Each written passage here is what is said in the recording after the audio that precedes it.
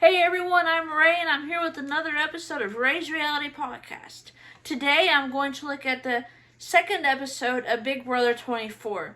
I want to start this out with a disclaimer. This video is only going to look at the episode that aired on TV. I haven't been able to watch the live feeds.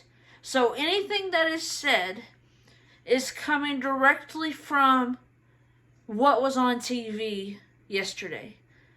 There's nothing from the live feeds. This is just from the edited version. With that out of the way, I'm just going to jump straight into it and really go from there. So the episode starts off with people getting to know one another, but also a lot of confusion around the backstage pass. It is confusing, and as a viewer, I want to know more information about it myself.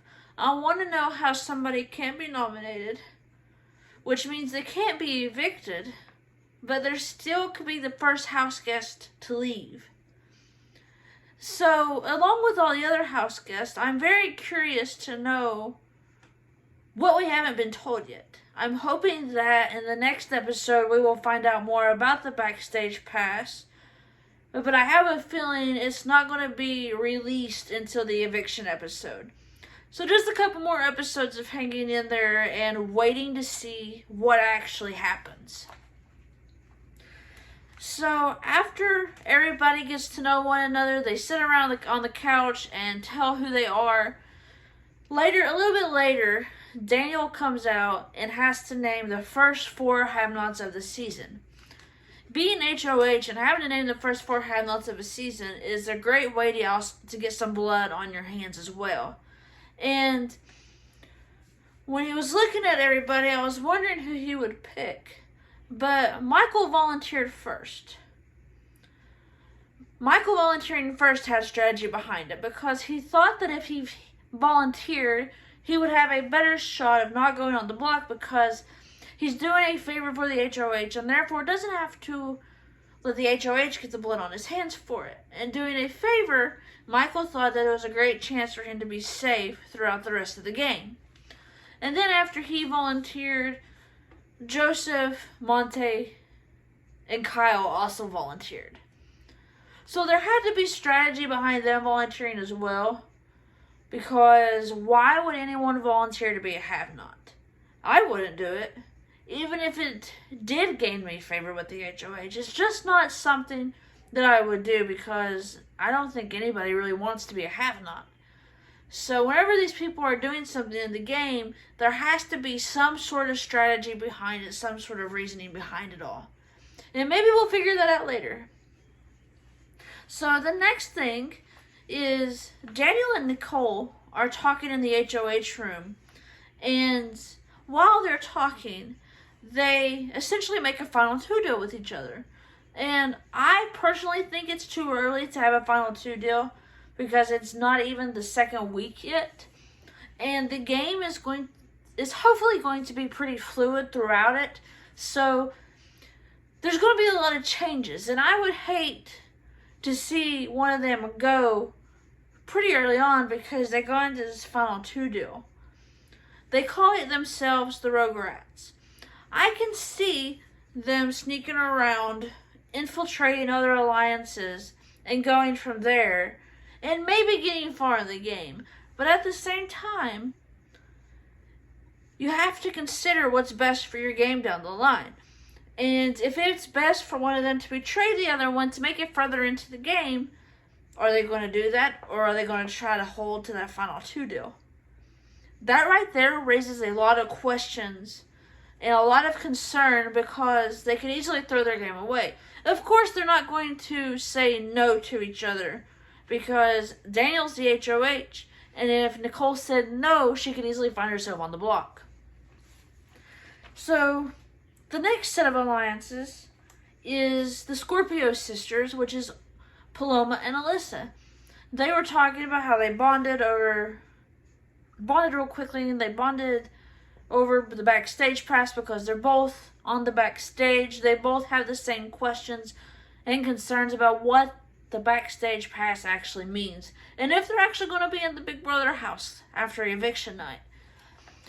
So they were able to quickly make alliance. They made a final 2 alliance. Again, like I said with Daniel and Nicole, I think it's kind of silly to make a final 2 alliance this early in the game. I'm interested to see if it'll pay out for them. Maybe it will, maybe it won't. But that's just something for them to consider, because if people find out that they're a pair, they're going to be targeted anyway. So I guess it's just a matter of how quiet they can keep it all. And then moving on, there's the girls. The girls are 6 girls that is not Taylor and Nicole. The girls have been annoyed with how Taylor's been hanging out with the guys. They've been saying that she's been coming off cocky and fake, and she carries herself more arrogantly whenever she's hanging out with the guys. And they're just annoyed with her overall. And they think that she is digging herself a hole by hanging with the guys. Taylor, on the other hand, wants to infiltrate the guys. She wants to hang out with them so that she can learn how they talk, learn how they do things, and she can become an ally with them. I think it would be a pretty crappy thing if the girls would already completely shut her out because she wasn't there in their little huddle and she's hanging out with the guys. She could be very useful for them if they would give her a chance. I don't know if they're going to give her a chance, though. So I'm very interested to see how she goes about this and how the girls go about this. But also, can she find herself some favor with the girls? Because she's going to need the girls on her side if she wants a chance to succeed. Because right now I have a feeling that they would target her first chance they got. So then, Amira goes up and talks to Daniel and is explaining to Daniel that there has to be strategy behind the 4 guys volunteering to be have-nots. Because they're going to be visible players, they're strong, and they're hoping that by volunteering they gain some good grace with Daniel. And I can see that. I can see that the reason they volunteered is because they didn't want to be on his radar as being a good player yet. And it's just something that is interesting to me. And like, it's nice that Amira is able to go use her social game to get Daniel to see this.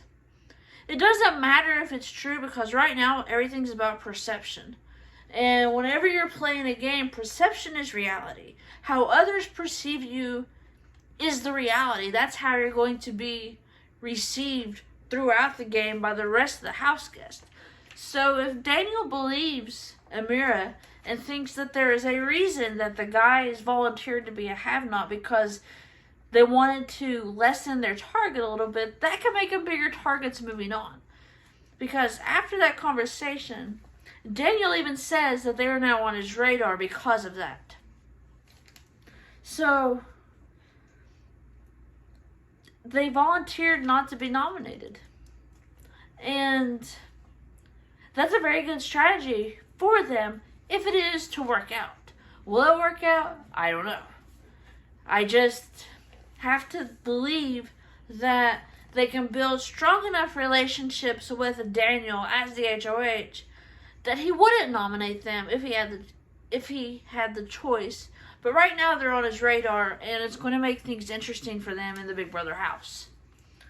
So then after that, there's a nice little segment where Jasmine and Paloma are bonding over Jasmine losing her father and Paloma losing her grandmother. They quickly show that even in that short period of time that they were able to build enough trust with one another that they can share something personal and dear to their heart. And that can make a really good, solid relationship moving on in the game. So then after that, Michael is talking to Daniel, and Michael's giving the same Big Brother rundown of, if you don't nominate me, I'm not going to nominate you next week if I'm HOH. If I'm not HOH, whenever I am HOH, I'm not going to put you on the block. You should play this game with people who want to play this game. And it's a pretty common pitch for people not wanting to go on the block in the Big Brother house. And Daniel can see through it. Daniel realized pretty early on that Michael is a super fan. And the way he clocked Michael was because Michael held the door open for them as they entered the Big Brother house, because he knows the first person who enters the Big Brother house usually doesn't win, and he didn't want that to be him.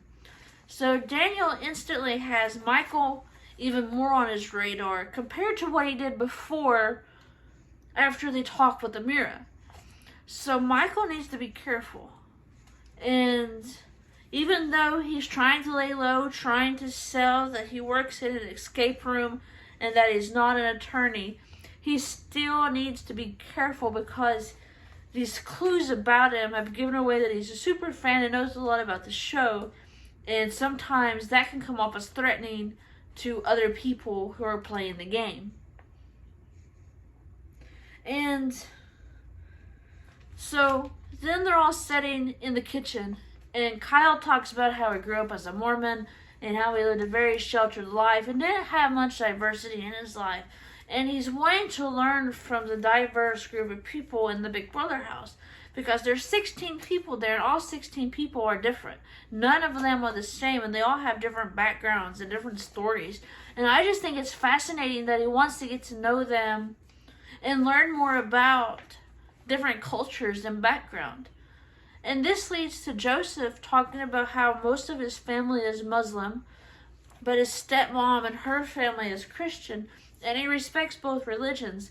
And he talks about how he wants to represent the Arabs, because many Arab people haven't been on Big Brother, and he wants to give light into the culture.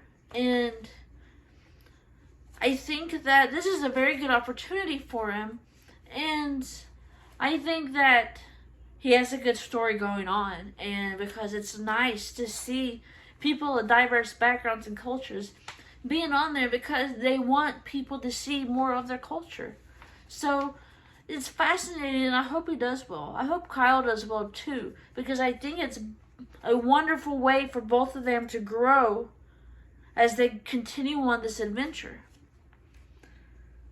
So after that, Terrence and Jasmine are sitting there talking, and Terrence proposes an alliance to Jasmine, saying that the married people need to stick together.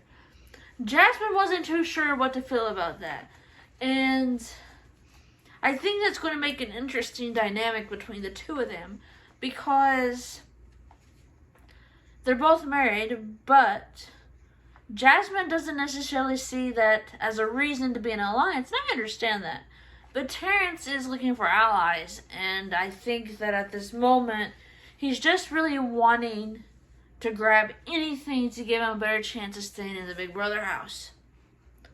So after they talk, Big Brother shows us Paloma talking to Daniel, and Paloma is trying to throw Taylor under the bus because she wants Taylor nominated because Taylor's not hanging out with the girls. To me, that's not the best reason to want somebody nominated, but at the same time, I can understand it because it's the first week, and they look for any reason to nominate someone so they don't get a lot of blood on their hands. And I can understand where Paloma's coming from, but I can also understand that it might be a good pitch for her, but it might not work best for Daniel. And that's what they really need to think about, is what can they do that's going to be best for him for this week, and how can he set himself up to make it far into the game. So moving on to the nomination ceremony. In the nomination ceremony, Daniel nominates Terrence and Michael. Terrence is his pawn, Michael is his target. In Daniel's speech, he says that he nominated them because they didn't talk much game to him. And he goes on to talk about how Michael's his target, and that He only wants one super fan in the house. He doesn't want to. I think that Daniel's in for a rude awakening because there's quite a few super fans in the house. And I don't think he's taken that into consideration. Sure, knocking out Michael would mean there's one less super fan in the house. But he needs to be careful, because if they find out that that's why he's nominated Michael and why Michael's his target, they could easily turn and come after him instead of building an alliance together. So in the diary room, Terrence says that he's not going to give up, that he's going to fight for the veto because he's not going to go home to Chicago yet. Michael calls Daniel out and says that it's bullshit that he's given this reason to nominate them, because he's talked to Daniel and thought that he talked to him well. He knows it's just an excuse, but he's also going to fight for the veto.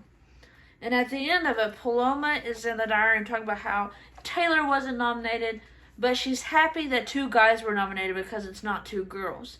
She still has a lot of confusion about the backstage pass, and she's hoping that she can manage to be safe going into the next week.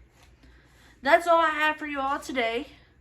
I will be back on Thursday with another episode, and I will go over the veto and the veto comp, and if more alliances are forming, how people are doing. If you like this video, please comment on it. Please like, share, subscribe to my YouTube channel. I look forward to seeing you all on Thursday with another episode of Ray's Reality Podcast. Have a good night.